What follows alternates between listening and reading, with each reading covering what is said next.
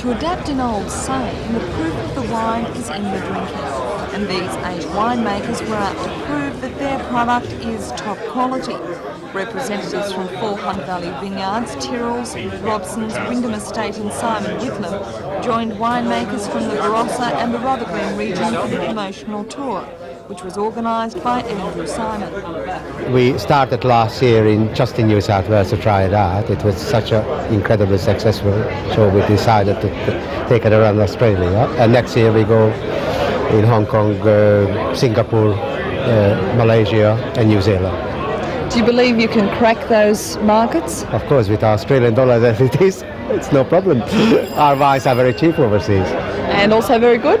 Of course it's good. One of the best. We're one of the best winemakers in the world. Just ask any Australian winemaker.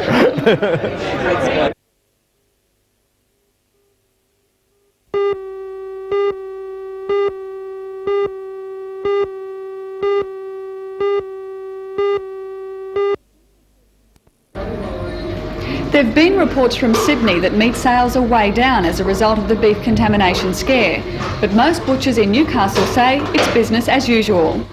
They're talking about it, some are worried, some are not. As I said, they're only joking about it at the moment. But are people still buying? Oh yes. But some businesses are suffering. Pest exterminators, Flick, say they've had cancellations. The chemicals detected in Australian beef belong to the organochloride group. This includes dieldrin, DDT and heptachlor. Though legally allowed to, a year ago Flick elected to stop using dieldrin to kill spiders and ants. But a chemical from the organochloride group is still used to kill termites. Flick says every precaution is taken to ensure this procedure is safe. We are trained at TEC, and also our trainer officers go out with our servicemen, and we apply it in the way that it is recommended by the labels on the chemicals and our standards. Professor What's Barry the Botcher, alternative a to genetics not using the expert from chemicals? Newcastle University, Well, took part the in a study alternative into is the either pesticide DDT watch your and its house get effect on eaten down, people. or In the late you have 1970s, he collected blood serviceman samples come from a out on community of two-week Aborigines who lived inspection, about because 300 kilometres north of Alice Springs, a group considered remote from civilisation and the use of DDT. The blood samples were compared with those from city dwellers. The results were unexpected. Basically, the results surprisingly showed that the apparent DDT levels in the blood of those Aborigines was no different from white people living in Adelaide and Newcastle and other western cities in the United States. Professor Botcher says there are 3 possible explanations. The tests were wrong. A naturally occurring substance mimics the presence of DDT in the bloodstream, or this chemical has permeated the environment.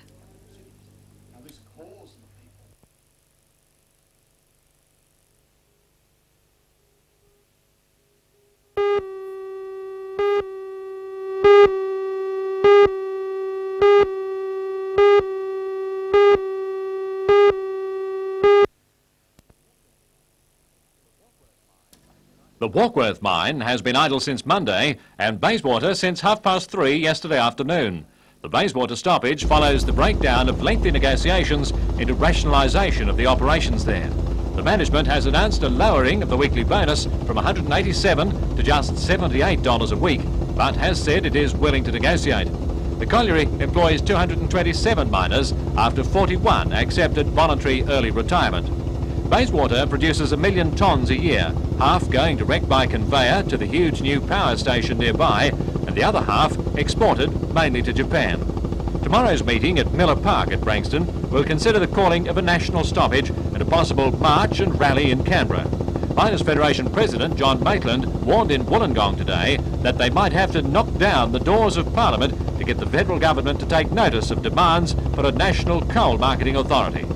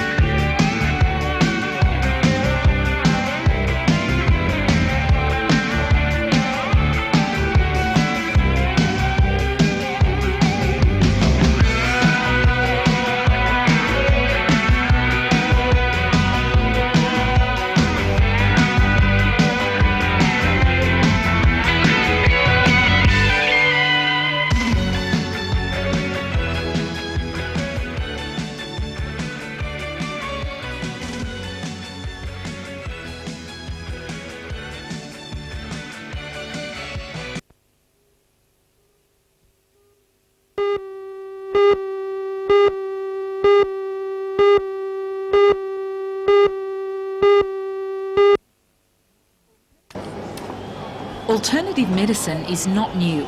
In fact, some treatments have been around for hundreds of years, with the emphasis on the natural side of life and far removed from the commercial drug remedies. The Broadmeadow Basketball Stadium was a hive of alternative therapies under the roof of the Newcastle Natural Health and Lifestyles Expo. On show were natural cosmetics, herbal potions, iridology readings and healing crystals.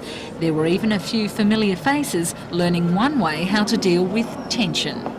In the health scene, natural treatments seem to be the latest trend, but according to organiser Gabrielle Wheeler, it's one that's not likely to disappear quickly. If it's a trend, it certainly won't going to go away. It's getting stronger and stronger by the month.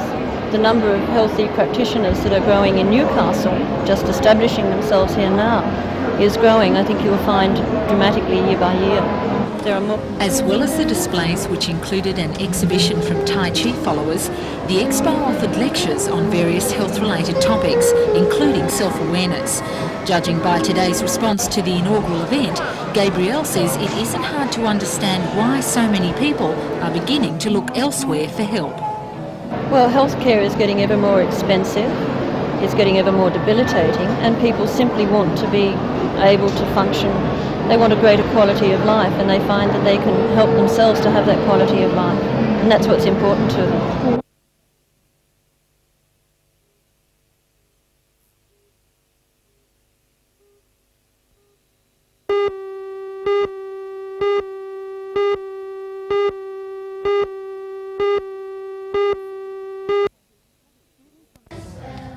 Students from the Spears Point East Public School entertained delegates to the launch of regional projects planned for next year's bicentenary. The Education Department has secured the use of a pavilion at the Newcastle show, and this will be a focal point for the local celebrations. Organiser Laurie Tabbert says children will have lots of fun. I'm sure it's going to be a lot of fun. We're hoping it will be a lot of fun, but also we hope it will be a lot of valuable work and valuable experiences that will focus on the theme of living together. Lovely.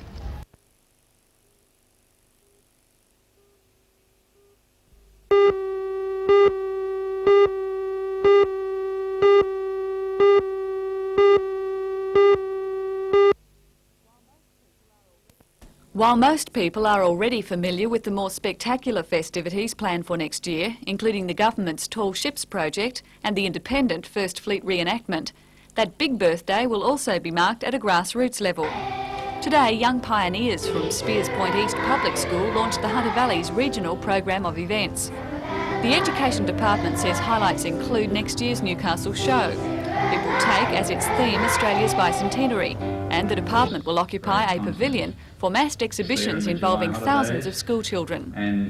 The Australian Bicentennial exhibition will also visit Newcastle. Schools will organise excursions to inspect the fleet of trucks and their travelling displays. The Education Department also hopes schools will organise their own projects, and to this end, funding is available on a sliding scale depending on the number of children at each school. I'm sure it's going to be a lot of fun. We're hoping it will be a lot of fun, but also we hope it will be a lot of valuable work and valuable experiences that will focus on the theme of living together.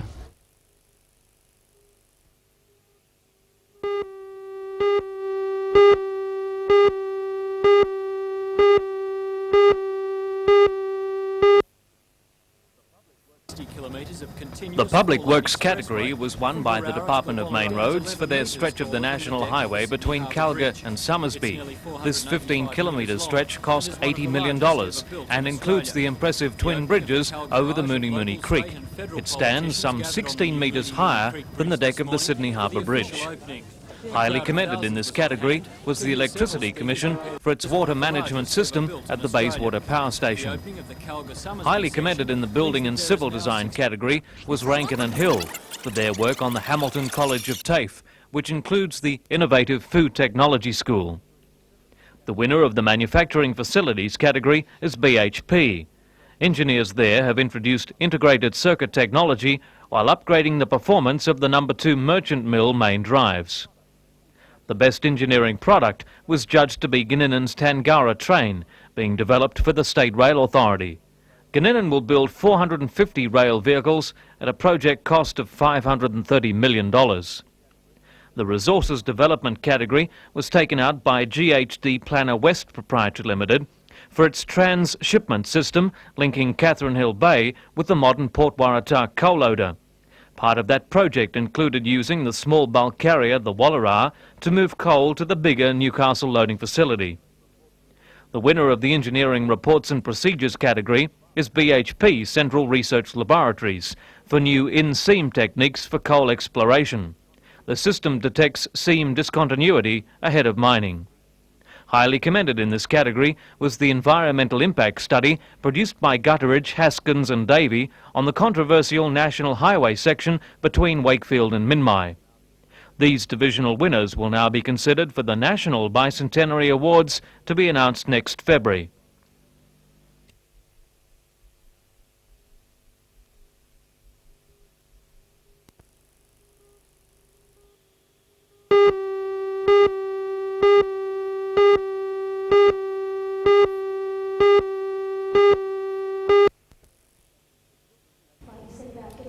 The children came from about 30 state and private schools to hear Ita speak about the killer virus. An expert panel was on hand to answer the questions fielded by the kids. Many of the participants wanted to know how they could be tested for AIDS, how they could safely have a sexual relationship, and what the future holds in a society where more than 300 people have already fallen victim. The Catholic Education Office decided children from its schools should not attend today's forum. Monsignor Coulahan says the issue is addressed in a schools program called Human Development and Christian Values, and that the forum does not fit in with plans the CEO has for treating the subject in its curriculum. Ita says that federal funds for the campaign announced in last night's budget are not enough, with 5 information brochures planned to follow the controversial Grim Reaper campaign. We know that there's a 95% awareness of AIDS in Australia, and we know also that he's broken down a lot of barriers. It's made it much easier to discuss AIDS in the open forum, and it's much easier to talk about AIDS in schools and so on. So I think he's been very effective, and I would hope that we can let him rest in peace. What about the critics that said it was a very frightening campaign?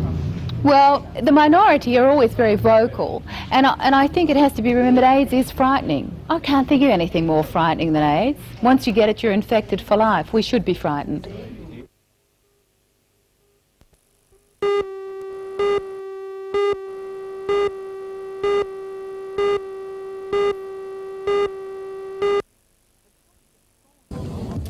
The constant thorn in Port Stephens Shire Council's side has been its Salamander Bay Land and Commercial Centre project. The criticism and accusations have been fast and furious, to the point where the council decided to sell the shopping complex to its consultant Centennial Projects. Shire President Roy Taylor says the latest rumour is that the council is broke because of its involvement with Salamander, but he says he has the figures to prove them wrong. He says in the early 80s, when the council was paying for roadworks, it was in the red. But thanks to Salamander land sales and other investments, it's now $1.4 million on the right side of the ledger. Councillor Taylor says the minister became involved because she wanted to set the record straight before next week's council elections. We've got a council election coming on, and she did state that she particularly wanted the true position of the council financially to be made known to the electors, because certain aspiring councillors were again asserting that council wasn't sound financially and was being mismanaged, and that they in turn hoped by being elected to rectify these particular faults that obviously are not there. And I think the creditable statement that the minister made was that she sincerely hopes that the incoming council will act in the same vein as the previous council going out, which to us is a pat on the back.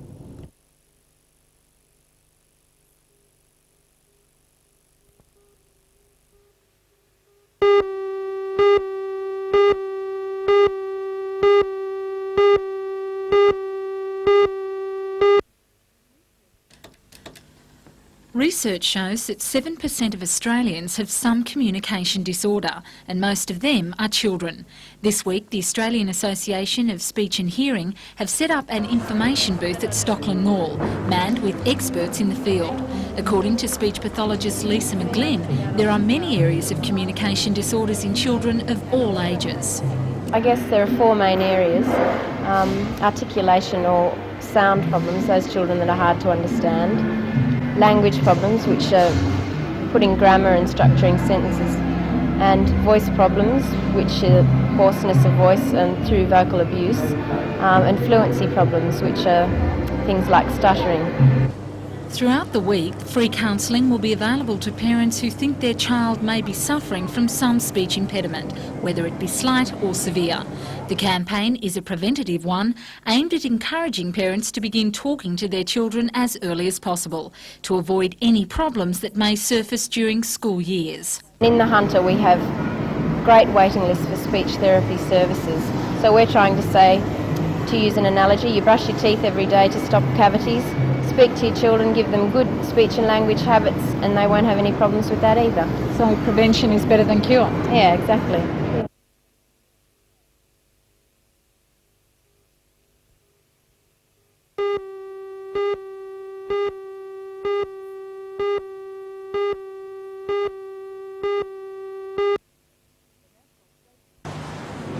The National Safety Council has approached Police Minister George Paciulo and asked him to increase police surveillance of rear seat passengers following the release of the statistics. Safety Council State Director Cliff Reese says it's a misconception that the back seat of the car is safer than the front. What about your child? To give you some idea, if a car is travelling at 80 kilometres an hour, which is not very fast, if that vehicle stops suddenly, if it hits something stationary, that person or people inside will carry on at 80 kilometres an hour, and they will hit the first solid object at that speed, and it's about the same velocity as falling out of a fifth-storey building. So it's a very, very painful experience and probably fatal.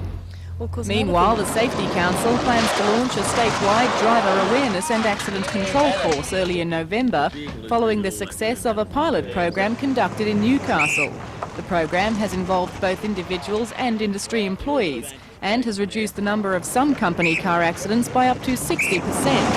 Some district magistrates have also been involved, sending first-time driving offenders to undertake a course before passing sentence.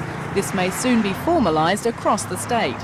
Yes, we'll be talking to the Chief Magistrate in 2 weeks' time, and hopefully if they're supportive and if the department is supportive of the idea, it will also become a statewide thing, and hopefully it'll be a mandatory thing then that courts will send people to such a course. It may not be the National Safety Council one, but a suitable course before they pass sentence, but only for first offenders, of course.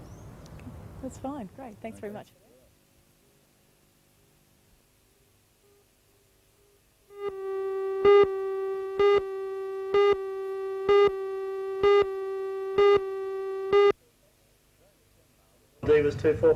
Today's seminar was organised through the Department of Agriculture in response to the recent pesticide contamination row involving beef exports to the United States and Japan. Speakers covered the latest developments in the testing procedures for pesticide residue in cattle and which chemicals can and can't be used. The major area of confusion that some people seem to be struggling with at the moment is the difference between the organochlorine group and the organophosphate group. The organochlorines were one of the first big breakthroughs in insecticides in the 50s, and essentially the stability of those chemicals at that time was thought to be a very important factor. Looking back over many years, it's also proven to be quite a problem with them as well, and that's why chemicals like dieldrin and DDT and so on are now under a bit of a cloud. It's just simply because they hang around for so long. The next generation of insecticides which were generated was the organophosphates, and they're quite different chemical structures, and they are designed to break down in the environment, not to hang around. And most of those will break down in 3 weeks, and they're gone. And basically where people are concerned is where the organo part of the name is a similarity, but organochlorines and organophosphates are quite different chemicals and react very differently.